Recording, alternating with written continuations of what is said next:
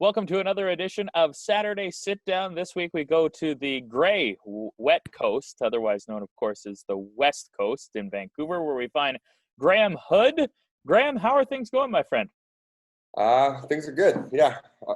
Other than obviously the weather, but things are good. Yeah.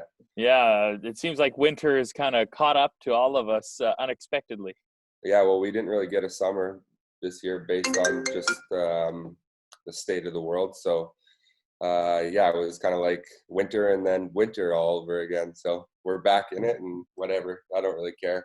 Yeah, Doesn't yeah, make a no. big difference to me. I grew up in Saskatchewan and now I'm on the West Coast. So winter isn't really winter. Yeah, I know. I grew up on the West Coast, so I always say to people out in Alberta, you don't have to shovel the rain, Yeah. where you have to shovel the snow. Yeah. Let's catch up. I want to go back to your time in the WHL with the Hurricanes and everything that you've done since. But I want to go right back to your Bantam draft year. You're a Martinsville, Saskatchewan kid, which is pretty close to Saskatoon. When you were coming up as a kid, did you know a lot about the WHL? To be honest with you, no. The town that I grew up, it was a big hockey town. We just kind of all played because that's just what we did. It was just one of those places. Everyone was on the outdoor rink every night, and we did it for fun. So um, I remember when the Bantam draft was approaching, and my dad sat me down and kind of just asked me, he's like, "Well, what do you want to do after Bantam?" And I'm like, "Keep playing hockey."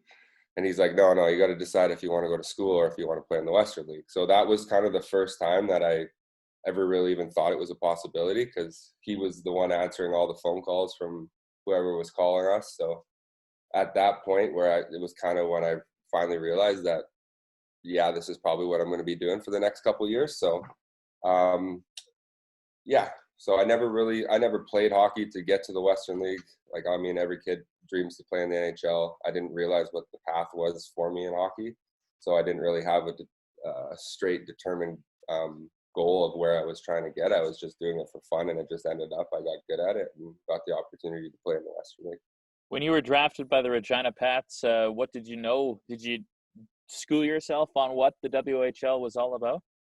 Yeah, like I said, like through that process, the scouts take a lot of time to sit down and talk to you and kind of explain what you're getting yourself into, and yeah, like my dad as well, just kind of like giving me my options and running down what the difference is if you decide to go the NCAA route or if you go to the Western League, and how long term that will affect you and all that stuff. And obviously, as a kid, if you're going to ask somebody that's 14 years old if they want to go to school or play hockey, they're going to choose play hockey.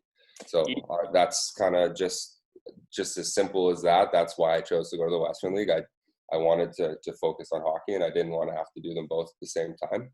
And that's kind of why I chose that route. Being a smaller town Saskatchewan guy getting drafted by the Regina Pats, how nice was it to be only a couple of hours away from home?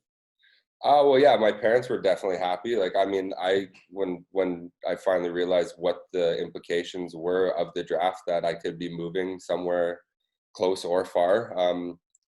I was kind of hoping like I was going to Portland or something like that to get the hell away from where I was. But no, it was awesome to be able to, for the first year, to have my family close. And as a 16-year-old kid moving away from your parents, it's not easy, and it's easier for some people, but for me it was hard. So it was nice to be able to see them after every home game, and just little things like that made a big difference for me at the beginning of my career. You got your feet wet with the Regina Pats and then traded to the Lethbridge Hurricanes. Maybe not Portland, but a little bit further away from home. Yeah. What was your reaction to the trade? I was really excited just because of the state of the team at the time when I got traded. When I was in Regina, it was the year when they were making a push for the playoffs, and they thought they were going to win the league that year. That's when they had Eberle and all those guys. So I was just kind of on the back burner, and I never really got the opportunity that I thought that I was going to get. So going to Lethbridge, it was kind of like a clean slate. They were a younger team rebuilding, so I did get the opportunity that I wanted. Obviously, we were rebuilding for a couple years when I was there, so but still, I wouldn't trade that back to play on the other team, to sit on the bench and to watch. I was really happy to get the opportunity to actually see if this was something that I was going to do for the rest of my life instead of just watch other people do it. One of the things that I've always been impressed with Western League players is just the ability to adapt to your surroundings. And when you're 16, 17, 18 and you're traded, I'm sure it's a pretty nerve-wracking thing to go through. How important were your billets to kind of settling in Lethbridge, and how big of an impact did they have on you? Yeah, so when I was in Lethbridge, I had 3 different sets of billets, and I was there for 4 years. So the first set that the first family that I was with, the billet dad was a contractor and he was flipping houses. So I had moved like 6 times in the first year. They were amazing people, but just obviously, maybe that point in their life, it wasn't the perfect time to bring a young man into their home for what I needed from them. So I stayed there for the first year, and they kind of realized that they didn't want me to have to move around with them all the time, and they didn't even realize that they were going to end up moving that much. So they just kind of said like, "Yo, like we understand that this is happening, and if this isn't ideal for you, we completely understand if you want to go somewhere else." And then I did end up moving somewhere else, and I got to live with another amazing family. And then my 20-year-old year, I got to move in with Irene Ager, she's the most amazing billet mom in the league. I'll put that on her because she actually treats everyone, even if you're not her billet son, like her own kid. So that's the house where everyone went for dinner. That's the house where like we all kind of hung out. So I was really, really lucky my last year to get that experience. And yeah, like I still talk to Irene all the time. When you look back at your time with the Lethbridge Hurricanes and playing, what stands out? Obviously, I know you never got to make the playoffs with the Hurricanes, but when you think back to that time in Lethbridge, in the Windy City, what do you think about? Yeah, like we had a really great group of guys. We had a young team. I was one of the older guys on that team, but just to see younger kids coming up and yeah, it's just interesting to be on the flip side of being a rookie and to watch kids develop and to be in a place like 4 years is a big difference, right? So like you're 16, you're 20 years old, just even your perspective on what's going on around you, and to be able to see people that were in your shoes 4 years ago and just kind of reflect and watch, and to have a group of guys that were awesome to be around made that awesome. And probably my favorite part about playing for Lethbridge was being coached by Rich Preston, though. I've been in a lot of dressing rooms. I've been around a lot of coaches, people that are in that position, and I've never felt the level of respect and camaraderie just as a coach and a player than with Rich. He treated us like pros. And yeah, he came from coaching in the NHL and assistant coaching in the NHL, which probably had something to do with that. But just something so simple, just kind of showed me like what kind of people I want to be around, who I want to associate myself with, and that it doesn't have to be like it was before and all that kind of stuff. So I really, really enjoyed my time playing for Rich. Yeah, that was probably, other than just the team, that was probably my favorite part about playing in Lethbridge. When you have a coach like that, and you talked about Rich coaching in the NHL as an assistant and was part of the Calgary Flames coaching staff when they went to the Stanley Cup final in 2004. As a young hockey player who at that point still probably has aspirations to make it to the NHL and play pro one day, when you listen to him speak, when he tells you something, do you take it even more to heart? Not to say that you wouldn't from any other coach, but when you got a guy that's been at that level, is it a little bit more impactful? Well, yeah, definitely. There's more weight behind everything that he would say, and he was like, I think he was like 62 years old when I was playing there, and he was still in better shape than all of us. Like it's just like there's little things like that just don't get.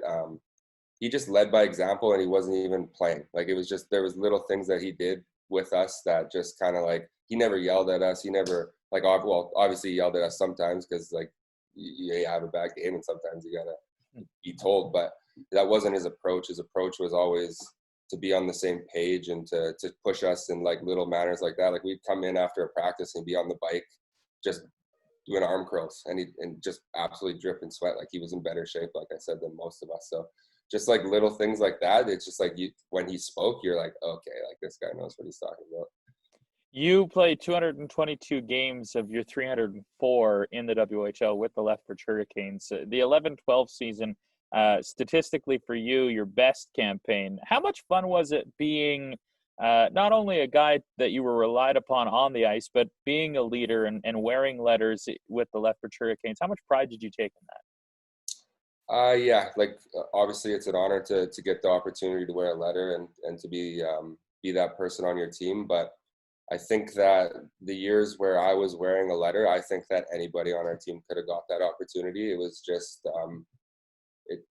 I don't really know why they chose me, but like I said, we had a great group of guys, so we all kind of did our part with leading.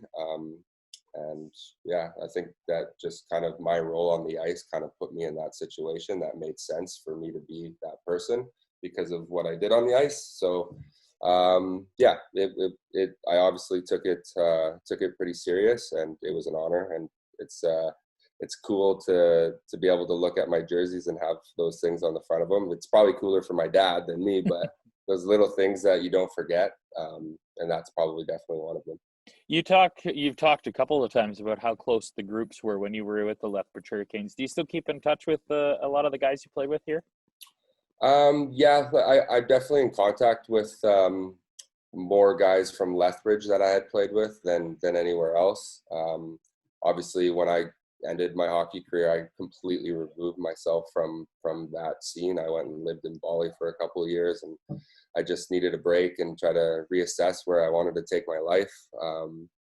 So yeah, like I definitely stay in contact with them, but as life moves on and changes, the kind of people that you can't stay in contact with or you keep up with, or it doesn't really come down to if you played hockey together. It's just whether you actually got along, and you were like, there's a difference between being on a team and being teammates and then being like lifelong friends. So that's definitely something that was really hard for me at the beginning, realizing that and removing myself from the 22 friends that I always had beside me, to living on a beach by myself across the world.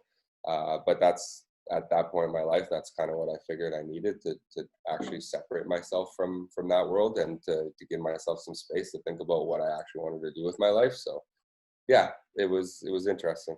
Talk about that experience living in Bali, moving across the world, because in hockey, you do move a lot. You have different people in and out of your life, and it's a grind. It really is.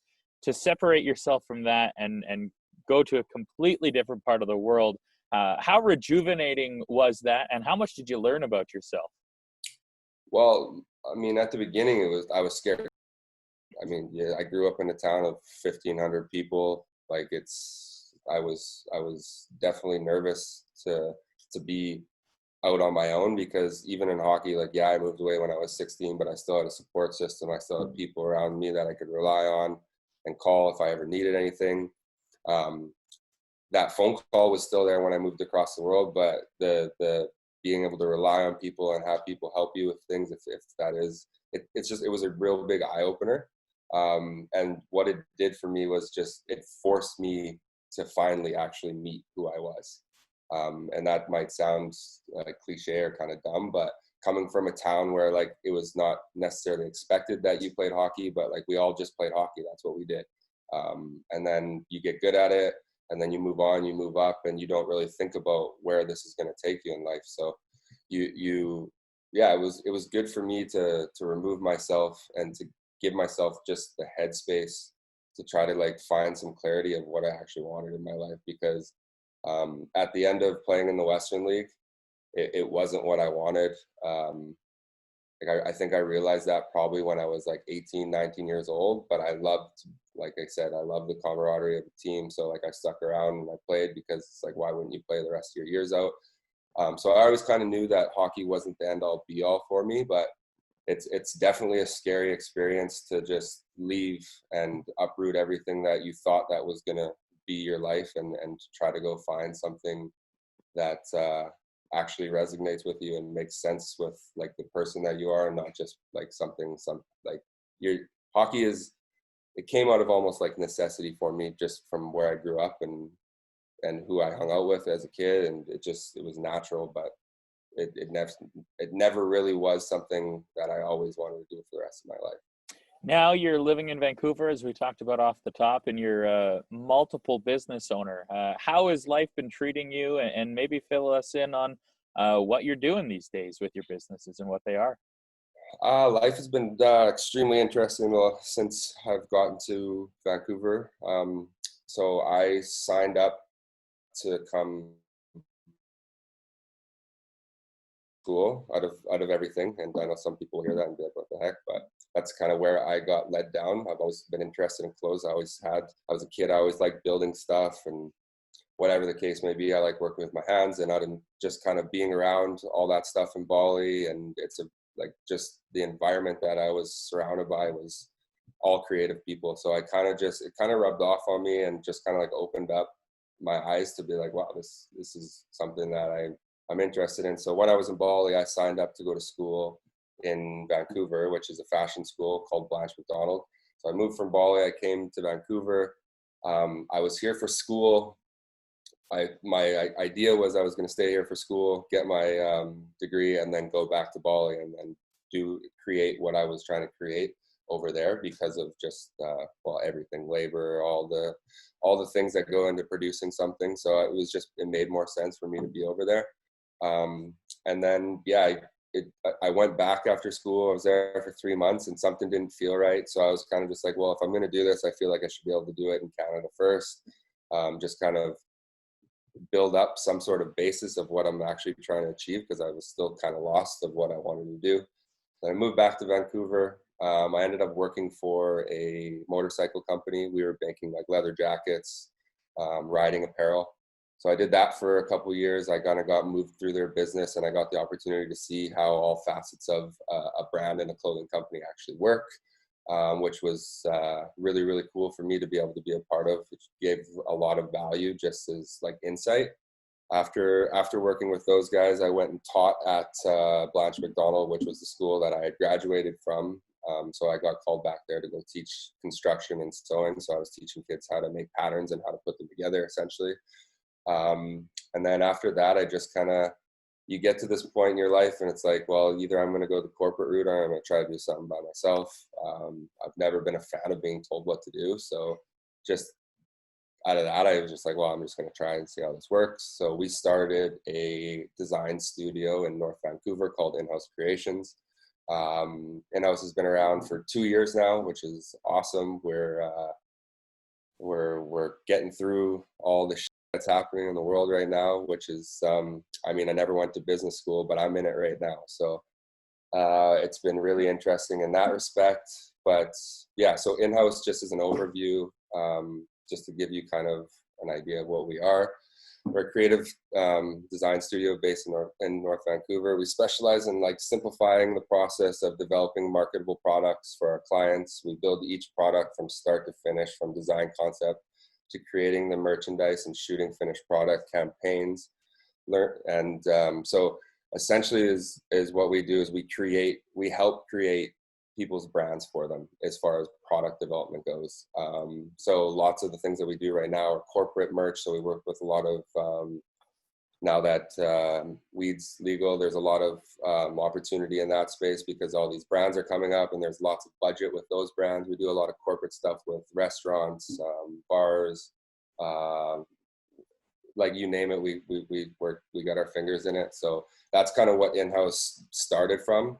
And now we're doing a little bit more where we're helping people create content. We're helping people develop products from scratch.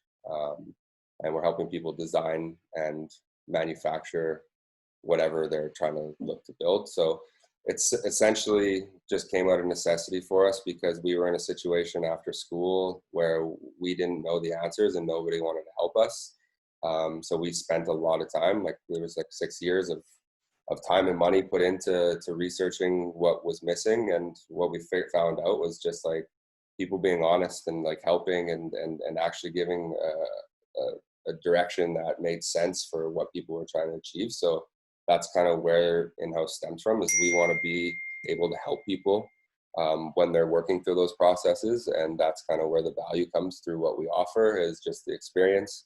And then also we have an in-house clothing line that is kind of like our reference point for what we can do for you. So when people come in there, it's like, I mean, anybody can tell you that they can do whatever they, it's like people tell you they can do whatever they want for you, but it's the value in being able to show something that you're already doing and then supply a service after that has been really interesting, because like we started all this from zero, and it's really exciting to see the growth and just to see the traction that it's gaining in the city, and it's starting to spread out. So yeah, it's been exciting. Still don't really know what we're doing. Like I said, I didn't go to business school, but I'm definitely going to business school right now. I want to ask you about the parallels between hockey and being a business owner, because in hockey, it's discipline, it's focus, it's hard work to be the best that you can be, to keep your body in shape so that you can perform at your best. Is there parallels to being a business owner and starting from the ground up in terms of the work ethic and the focus and the drive and determination that you need? I mean, yeah, like as simple as I can put it is, you got to get used to get punched in the face, and you get used to getting punched in the face in hockey. And it all depends on, I mean, personally, I think which route you take and how you go about it, because some people start businesses with capital, with everything already backing what they're doing up. Our situation, yeah, I definitely think that the lifestyle of hockey and like what it instilled in me is definitely helped me in every aspect of my life, whether it be holding myself accountable or the people around me accountable, being able to communicate with groups of people, being able to direct groups of people. Because that's the hardest part in business. Like it's not the business, it's the people. People are the hardest part. So definitely growing up in a room of 20 dudes that are full of testosterone helped me, because you kind of figure out like ways around like setting people off and how to talk to people, and you learn different ways to communicate with different types of people. So that's definitely helped me, not just in business but in life. But yeah, everything that I've learned in hockey from the people that I was surrounded by, like I take that with me everywhere I go, and I try to apply it, because like you said, like it's not an easy life. Like there's a lot of decisions that you have to make, a lot of sacrifices.